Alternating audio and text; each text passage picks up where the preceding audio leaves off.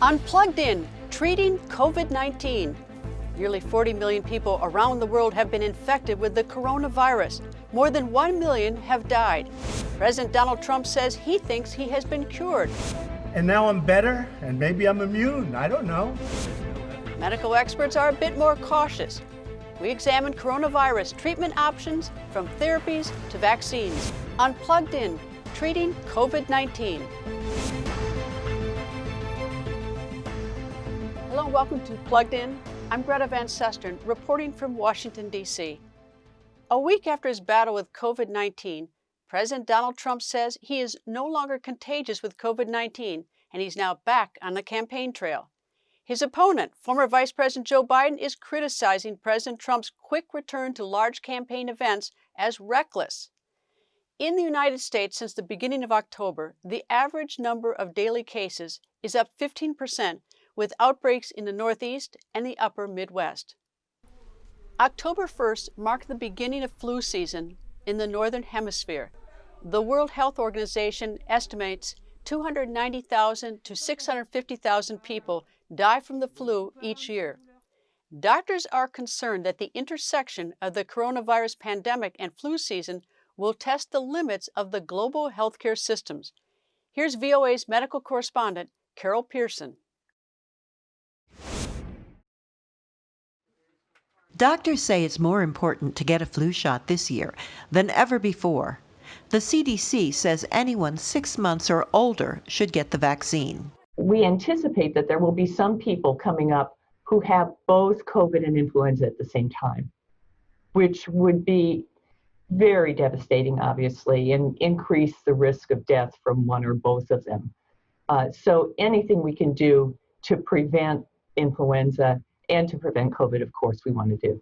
Both are respiratory viruses. Both can be lethal. And flu season is practically here. We are going into this flu season with both hands tied behind our back. And we are also working in a climate where trust in vaccines continues to erode. The CDC reports a sharp drop in routine childhood immunizations because people are afraid of getting COVID-19. But doctors say there is nothing to fear. All of the healthcare facilities are taking extra precautions to make the environment safe for people who come in.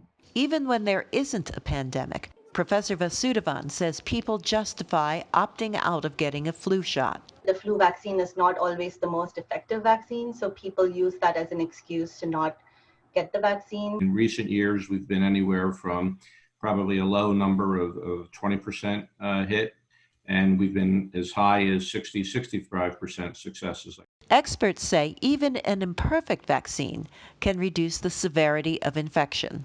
There are also a number of myths associated with the flu vaccine, like getting the flu vaccine will actually give you the flu, which is not possible because the virus particles in the flu shot are dead, so they cannot multiply and give you infection. CDC data shows that during past flu seasons, 80% of children who died from influenza were not vaccinated. And research from Duke University shows only a third of American adults got a flu shot in 2018. Young children, pregnant women, older adults, and people with underlying conditions are most at risk for hospitalization or death from a flu infection. African Americans and other minorities have a higher risk as well. It worries me a lot that communities that are the hardest hit by COVID are also very heavily impacted by flu. And we know that vaccination rates are lower in these communities. Van Susteren says doctors need to work with community leaders to let people know that the flu vaccine can save lives. She says the vaccines also have to be accessible and free of charge. Carol Pearson, VOA News, Washington. Despite the general availability of a seasonal flu vaccine, the U.S. Centers for Disease Control estimate as many as 62,000 people died in the United States last flu season. Although there is no approved coronavirus vaccine, doctors, as they see more patients, are developing therapies and protocols. For President Trump, an experimental therapy was used. During his 3-day hospitalization at Walter Reed Medical Military Center, President Trump's treatment plan devised by his doctor, Sean Coney, included the antiviral drug remdesivir, dexamethasone, a steroid used as an anti-inflammatory agent, famotidine for stomach acid, zinc, vitamin D, melatonin to help with sleep, aspirin, brief supplemental oxygen, and the commander-in-chief received a dose of an experimental antibody cocktail developed by the drug maker Regeneron. Last March, the death rate in hospitalized patients was twice what it is today. Dr. Monica Gandhi is a professor of medicine and an associate chief of infectious diseases and global medicine at the University of California, San Francisco General Hospital. I spoke to her about what we have learned by treating patients with COVID-19. I mean, in March, we actually had nothing. And it felt like the beginning of HIV, because I'm also an HIV doctor, where you had nothing to offer someone. It was awful. And so instead, we would just do supportive care, which means giving them oxygen and turning them over, which can help people if they're lying on their front, help people get better oxygenation to their lungs, and just keep them clean and do sort of routine care. But there was nothing specific to do for this virus, which felt terrible. And it was part of the reason that hydroxychloroquine and treatments that could in a test tube look like it could work against the virus, we just gave freely to patients because we didn't know what else to do. Now hydroxychloroquine has been studied in enough trials that we know it doesn't work. But there was such desperation, you feel so helpless that you're giving anything that could work in a test tube. Now the situation is different. There is, for severe disease, steroids, which is amazing because it's cheap and available and everyone can get it. It's not something that a drug company is going to charge $3,000 a month for. And that was exciting to have a treatment that is globally available. That's only for severe disease. Second is an antiviral, which is remdesivir, which does cost $3,000. I mean, it is not going to be and isn't available globally. And then third, what we've heard of recently is these monoclonal antibodies, which are very experimental still. They were given to President Trump, but that was still not approved by the FDA. These are still in trials. But there's biological plausibility why an antibody directed against the virus itself could help your immune system fight that virus. And those are hopeful, but they're not available for most people. Some people are what we call long haulers, is that they develop COVID-19, they get sick, it seems to be handled or finished and done, but then we start seeing them having other medical problems. Is there any sort of thought about that? What percentage of people are long haulers? It is this phenomenon of long haulers is not yet described as well as it will be. What I mean by that is that there's a lot of anecdotal, a lot of people not feeling well afterwards, but the quantification of that, we need more precise estimates. The one good thing about this, one's idea is that could these symptoms go away, is that this is an RNA virus. And it doesn't stay in your body. HIV stays in your body. HIV is what's called a retrovirus, and it actually intercalates into your very chromosome, and you need lifelong therapy to combat HIV. But the coronavirus is an RNA virus that will leave eventually. It will leave. And then it's your immune system that is causing these longer-term symptoms. And now we need to figure out what we should give for that. How do we shorten that course? And hopefully symptoms will resolve over time. Is there something when you look at the coronavirus you can say, yes, this one is not going to change, so that when we do get a vaccine that we know that we got it? Yeah, this is a great question. I mean, we've never developed a vaccine or needed to against coronavirus because the only other severe coronaviruses, MERS and SARS, stopped in their tracks from before we had a major worldwide problem, in the sense that SARS, the first virus in 2003, had 8,098 cases worldwide, but it was 8,098 as compared to 35 million and counting here with SARS-CoV-2. And it was, so we haven't had to do this before, a worldwide vaccine against a coronavirus. On the other hand, the coronavirus does not change. It's an RNA virus, so is influenza, but it doesn't change its surface to the same degree as influenza does. So that's hopeful. Coronavirus is mutating. This one is mutating, but it doesn't change to the same extent.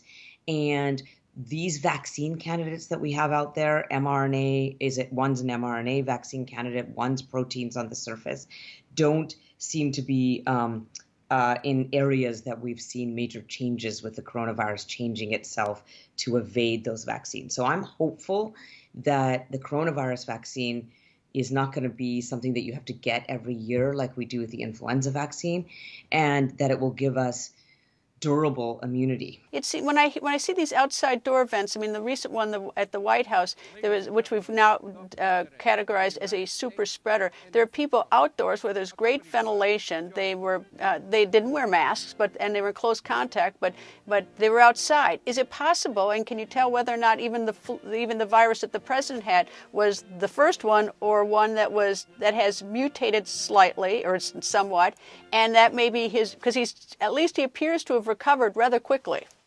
In the case of the president, I think that he may not have had the viral. For a while, I thought he would have had a lot of viral inoculum because he doesn't mask consistently. But it's true that this vent was outside, and that would wave the virus away and make it so that you don't get as much of a viral inoculum if that's where he got the virus, is one of these outside events. He got a lot of treatment, and that also could have prevented him from having a severe manifestation. He got this experimental monoclonal antibodies, and they do have biological plausibility to think that they're going to work to prevent severe disease, not to treat severe disease, even though they're being studied in that way too. In his case, he got them to prevent severe disease because he, wasn't yet in the hospital. He wasn't yet having high amounts of oxygen that we would think that's what you need for to qualify for steroids. But giving someone an antibody itself that's very specifically designed for coronavirus could really have been the trick for him. I don't know, actually. He also got lucky. Lots of things happened. This is the bizarre protein manifestations of this disease. We don't know that special ingredient that some people get very sick and some people don't. And yes, he got lucky, and he seems to be doing well 12 days later. In the beginning, we were all washing everything that came into our house, wiping down boxes and bags and everything. And then that seemed to as time marched on, is that we were told that the virus couldn't survive on a surface particularly long. Then I read the other day the Australian National Science Agency has now concluded that this virus is extremely robust and can last 28 days on a surface, and that their study has even been peer-reviewed. So where are we in terms of whether we should be wiping off everything that comes into our homes, and how long can this virus last on surfaces? Where we are with that is that don't be scared of surfaces. That's what I want to do, is the ultimate message, because even if the virus can exist on surfaces, which is true, the Australian study that you just mentioned, and human skin, the virus is in such small amounts that is not the main route of transmission. You would have to actually have 100 people cough on a surface, then in that wet surface, grab it with your hand and stick it right in your nose. Really, it takes a certain number of variants for you to get sick. We should stop wiping down every surface. That's environmentally not good for the environment either. And think about the main way, which is respiratory spread, and cover the nose and mouth. Doctor, thank you very much. Thank you very much. Thanks for having me.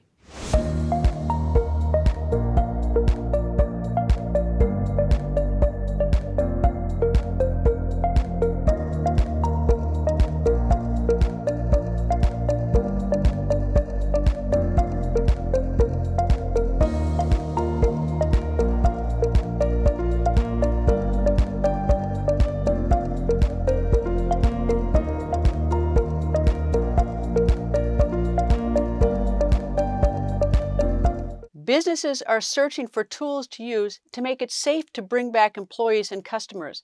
Among the tools, a thermometer to take people's temperature before allowing them inside.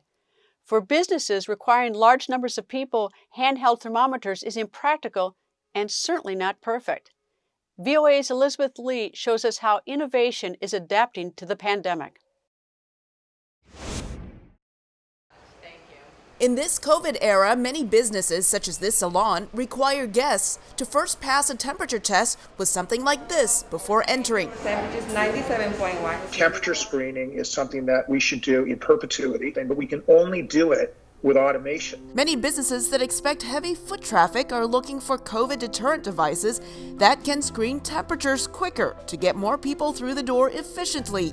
That's where thermal imaging systems come in, and everyone seems to want one. Schools, theme parks, sports stadiums. Although temperature-taking technology does not diagnose disease, and not everyone with COVID-19 has a fever, global demand is skyrocketing. We were originally shipping, like I said, 10 a month, and we're up to about 100 a day. Many companies, including Thermal Technics, have developed infrared cameras that read body heat. An infrared camera is about 110,000 of those point-and-shoot cameras. They're not shining a laser, they are waiting for the heat to hit them. Flair says its temperature screening devices, including a camera, have become more efficient through the years. Now you're seeing more machine learning and artificial intelligence to help automate pieces of that screening process, which allows for faster throughput and consistent accuracy. Instead of a camera, ThermalPass uses infrared sensors to read your body temperature. There's no risk of it not measuring at all points in my body. The company Cognits offers an infrared and an optical sensor, along with a camera that not only screens body temperatures, but also detects whether someone is wearing a mask or keeping social distance. So it becomes a completely automated platform. While temperature-taking devices can be a deterrent to disease, health officials suggest more testing to diagnose COVID-19. Elizabeth Lee, VOA News.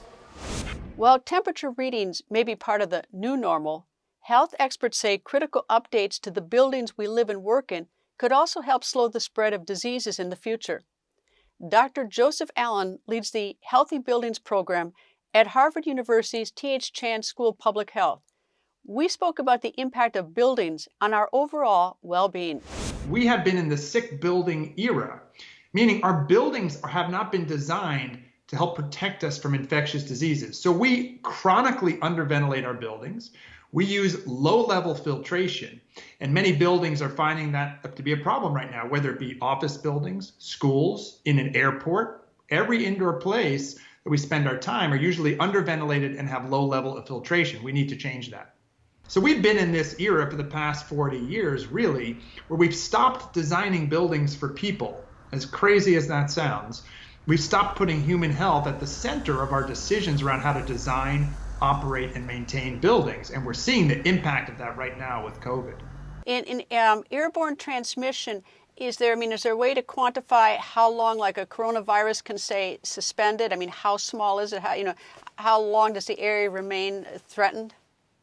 Yeah, it's a really good question, Greta. I mean, if we think about even for a cough or a sneeze or just talking like this or just breathing, we emit a continuum of particles of different sizes. Some will be very large, like you might see a singer spit, right? And these are going to settle out due to gravitational forces. But the reality is that most of the particles are small, and even the larger ones rapidly evaporate and become small particles. So there's been this misunderstanding, largely going back to medical textbooks that are decades old, that a 5-micron particle, that's the size of the particle, will settle out in 6 feet or 2 meters. That's where that guidance comes from.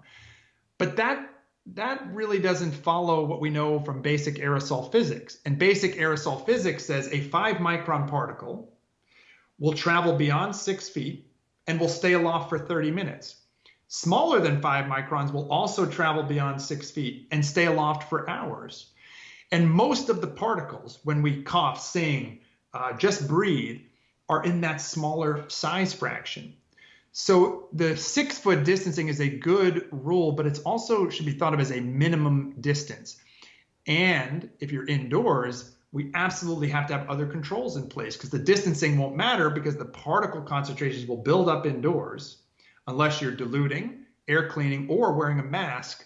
So you're minimizing how much gets out in the first place. All right, we've talked about buildings, but a subway car is sort of like a building to me. An airplane is like a building to me in the sense that we're contained. I agree with you. These are just unique indoor environments, but the same fundamentals apply. So an airplane, it's actually a lower risk environment than most people think, and it's for this reason. You actually get 10 to 20 air changes per hour. Actually, subway cars do a pretty good job of ventilating as well. The problem is, like, I lived in New York City for a while, and if you're on a subway at rush hour, right, the ventilation system is designed for a certain number of people. And if you're in rush hour, right, you could be jammed right in. Then the ventilation system's not really going to help because you're essentially breathing right on top of somebody. There's no way around it. So we still have to de-densify our subway cars and subway as best we can. If we wear a mask, we can really drive down risk. Same thing with buses. You want to open up the windows. They have a ventilation system that's running. We have to be sure it's bringing in as much outdoor as possible. Open up the windows just a little bit can really help. But I should say, most importantly, in all of these environments, school, office, airplane, bus, the engineering controls really help. They really do. But the number one risk-reducing strategy is wearing the mask. I know you weren't there, but do you have any thought on this? Is this sort of super spreader event in the Rose Garden about 2 weeks ago when the president was sick after, I don't know if he got sick then, but everyone who entered had the antigen, they had a rapid test right there, negative. Yep. There were some people who congregated inside in a little reception, about 15 or 20 people, and then they all went outside, and there was an event that went on for about an hour. And then about 9 or 10 people later tested positive. Any thoughts about that? Is that a sick building and not using what you call the layered approach? I mean, or is that just really bad luck? Yeah, I think it's more than bad luck. I think it was a matter of when, not if, in terms of when we would have an outbreak in this White House for this exact reason. They relied on a sole strategy, and that was testing. So if someone got by that testing strategy, and then they met in the Rose Garden, they met indoors, they didn't follow basic physical distancing, they weren't wearing masks, right? So they weren't taking these other strategies seriously. I wrote an article in the Washington Post talking about the White House Rose Garden event as a super spreading event. And it's shocking to think that they only had one control in place, that was testing. They don't do this for physical security. I wrote about it in the article. They have a fence. If somebody climbed the fence, they'd probably get dogs. If they got past dogs, they'd meet Secret Service. If they got into the building, who knows what would await them? There's multiple layers of defense here. And so the White House was really grossly irresponsible in terms of the strategies that put in place, strategies that every business I've talked to and every school is actually putting in place. And to your point about what's holistic risk reduction, we talk about this layered defense approach, what we call the hierarchy of controls. There are 5 parts. You eliminate the hazard and prioritize work from home. You substitute activities. Who are the core people that have to be there? Engineering controls is 3rd, healthy building strategies we've been talking about. 4th, administrative controls. How do you de-densify that space? How do you maintain physical distancing? And 5th is PPE, for personal protective equipment. In this case, it's masking. And if you think about that hierarchy, which I've written about going back to April, and it's something my field has used for decades to protect workers, and recognize the White House did one strategy and ignored all the others, well, it's irresponsible. And that's why I agree with Dr. Fauci. It was a super spreading event, definitely. And they were irresponsible in just relying on one strategy to protect the president and everyone around him. Doctor, thank you very much for joining me. Thanks so much for having me. Despite months of success battling coronavirus, Malaysia is facing a surge in cases. Correspondent Dave Grunbaum says Malaysia's businesses are taking a hit. Hi, welcome. Hi, welcome, sir. Lunch? Alex Chong hopes to pick up some customers for his restaurant. But this shopping mall is very light on foot traffic at a time of day when it's typically busy. I'm totally blank. I don't know what to do. Chong's company owns 9 restaurants, including this one called Lele. After several rough months at the beginning of the coronavirus pandemic, business began to bounce back in August and September. But this month, Chong's restaurants have seen a dramatic drop in customers once again. So people are just staying at home and they are more afraid. The reason? Significant increases in the number of confirmed cases of COVID-19 in Malaysia. The country had record high numbers of new cases several days last week. Hakimi Azri enjoyed lunch out with a few friends, but he says occasions like this are becoming rare for him because the rising count of cases has convinced him to spend more time at home. So I only just go to work and then just go back immediately go back to the house. I can see even for my colleague and my friends, I can see they are doing like that. Chong says business at his restaurants is down more than 50% compared to just a few weeks ago. He says if this continues for a few more weeks, he might have to close down 2 of his restaurants and lay off about 20 employees. We'll have to shut down those locations whereby our landlords don't give us rebates. Our landlords don't help us with the rentals. Lim Brothers Fruits has been serving this Kuala Lumpur neighborhood for 45 years. They're known for their fresh-made spicy fruit salad, but they say business has dropped almost 40% in just the past week. They say they're now barely breaking even and cannot handle any more strain on the bottom line. Much more fear, concern about the businesses will be affect on the rental of this shop and the salary of our staff. Welcome. Just as some local businesses were thinking the worst might be behind them, this resurging health crisis is showing the economy is continuing to struggle. Dave Grunebaum for VOA News, Kuala Lumpur. Doctors and politicians in Turkey say the government is downplaying the scale of the pandemic. Turkey's government says that each day there are 1,700 new infections and 60 deaths. But doctors say the numbers do not add up. Correspondent Henry Ridgewell tells us more about accusations of a cover-up. Şanlıurfa in Turkey's Anatolia region is among the cities worst hit by Turkey's coronavirus resurgence, according to official figures. But doctors here say it's far worse than the government is making out. Kenan Gengeç runs a clinic in the city centre.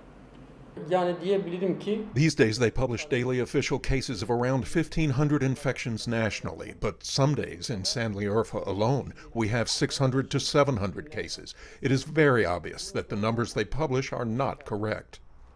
Those concerns were raised 2 weeks ago by the mayors of Turkey's 2 biggest cities, Istanbul and Ankara. They warned of a mismatch between statistics from the Ministry of Health and the numbers they were receiving locally. Both mayors are from the opposition Republican People's Party. Dr. Gengeç believes the government is trying to limit economic damage. It is tourism season, and because of this they have economic concerns. They are worried that the public will be angry, and they don't want people to see their failures with such high numbers, so they don't give the correct information. Turkey's Ministry of Health and the governor of Şanlıurfa province declined interviews with VOA. Şanlıurfa-based journalist Ibrahim Uygur says the government is not providing enough information.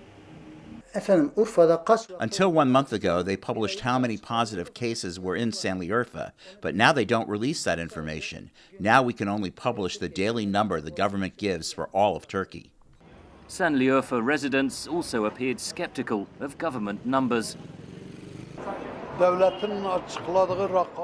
I believe that the real numbers are much higher.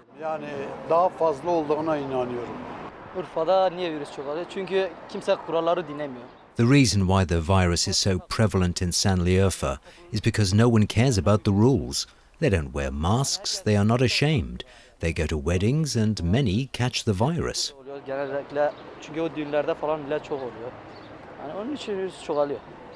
Turkey denies any cover-up.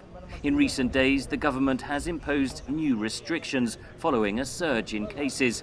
Face masks are now compulsory outside the home, and social gatherings like weddings are limited to 1 hour, with dancing and catering banned.